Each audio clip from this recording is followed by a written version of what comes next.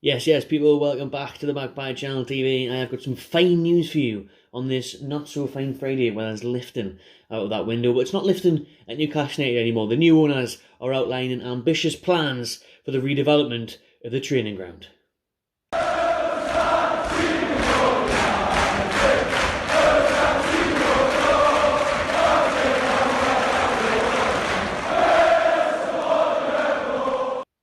It's about bloody time. It is about time that this training ground finally got some work done. We know it's been untouched for the last 15 years or so. It's actually been untouched since it got done in 2002, so 20 years. This training ground has pretty much had nothing done to it for 20 years. Unbelievable. And in this article, the new owners are saying, this current training ground isn't good enough for a championship team, never mind a premiership team. So the new owners are beginning to get the ball rolling off the pitch. After on the pitch, we have obviously sorted things out and secured that Premier League safety. Let me just put my specs. Actually, before I do put the specs on, read the article. He has a nice little summary from a video I did back in January when Trippier signed. And instead of repeating myself, just a few little remarks, little funny ones for you on the current training ground. Kieran Trippier has arrived in Newcastle. Nice little private jet from Madrid. He is now at the training ground. You can picture that at the training ground. He's probably thinking, oh, fucking regret this. Look at this shithole. What year is it? He travelled from Madrid back in time. That training ground needs done up ASAP. Because that impression must be shite for the new players. He's probably came from the brand new training complex at Atletico Madrid, from their brand new stadium and everything, to the fucking 1992 primary school training ground. Jesus Christ. Nevertheless, I'm sure the new owners have promised and already showed him blueprints and plans for everything they've got in place in terms of the new training centre. There we go then, like I said, primary school settings, looks like a fucking B&Q, that training ground at the minute. It's lifting.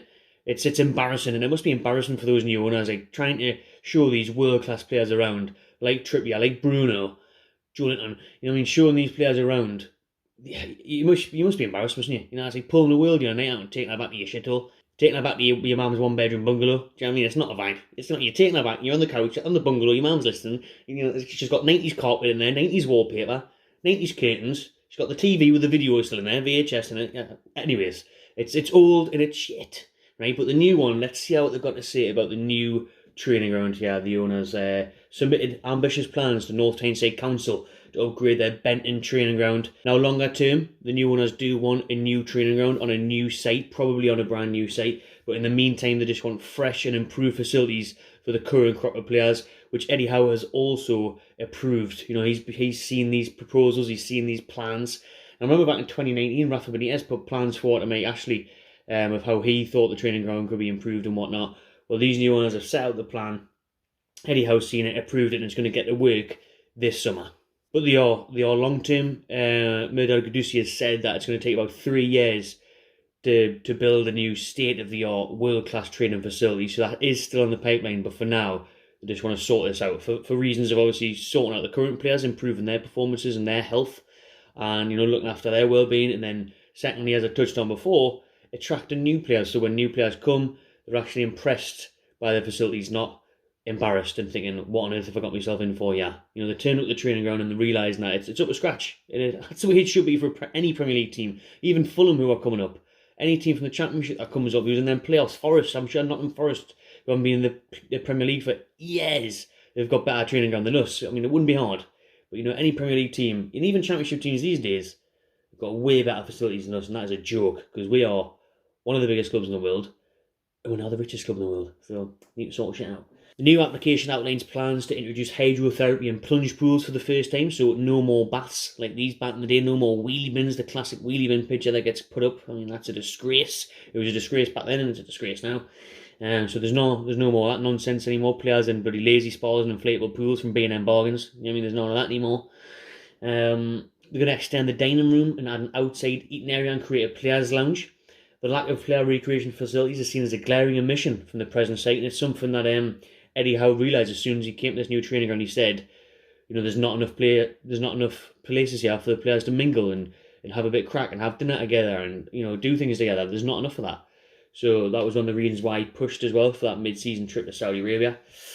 I'm reading off the Athletic here, by the way. This is all the Athletic article, but the Chronicle and everyone else has put things out there as well, so it'll be easy to find information on it if you want to read it at your own will. There'll be new doctor and physio rooms an improved presentation room, upgraded player changing rooms, a welcoming reception at the northwest corner.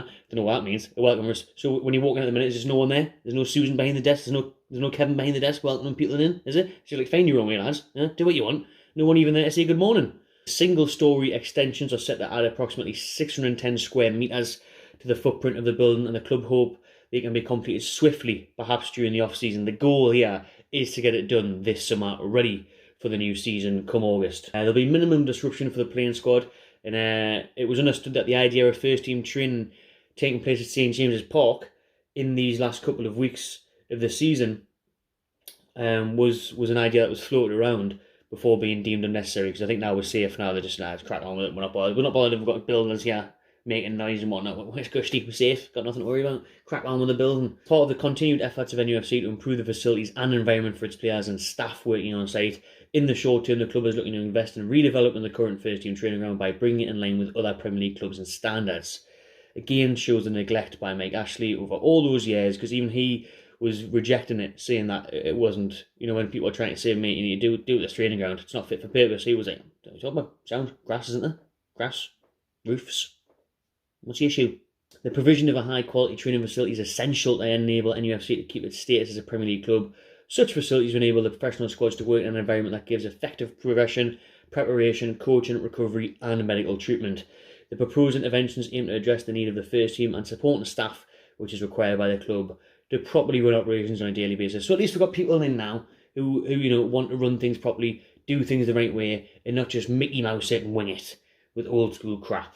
It is class to see the new owners taking action with this training ground, doing things up, getting better facilities in there, and next I'm sure the stadium's going to get some work done in the summer as well. A lot of revamp. We're seeing the Shearer statue being moved at the minute next to the Sir Bobby Robson one, so that's good to see. And in the concourse last night in the East Stand for the Under-23s game, there's a lot of work that needs to be done on the floor and the TVs, the bar, the walls, everything. So I hope that gets done this summer as well. It will be, trust us. And then, we can all look forward to that brand spanking facility in around 3 years' time, as Gadassi says. Because he says that, the designs plan, all those things will take years. We want to develop an all-encompassing facility that includes the academy, the women's team, the first team, sports science, and everything you'd see at one of the top 6 clubs. That was 7, top 6 clubs. So that's where we want to be as well, top 6. And he said that's what helps drive football. So it's great to see the owners are planning for the future as well. They're looking at long-term facilities, a brand new place for the players to train, the academy, the women's, everyone together. Unreal. Absolutely brilliant news. An exciting future for Newcastle. More good news. Fine news Friday there for you. Drop your comments below what you make of this news. Subscribe to the McLeod Channel TV and enjoy yourselves.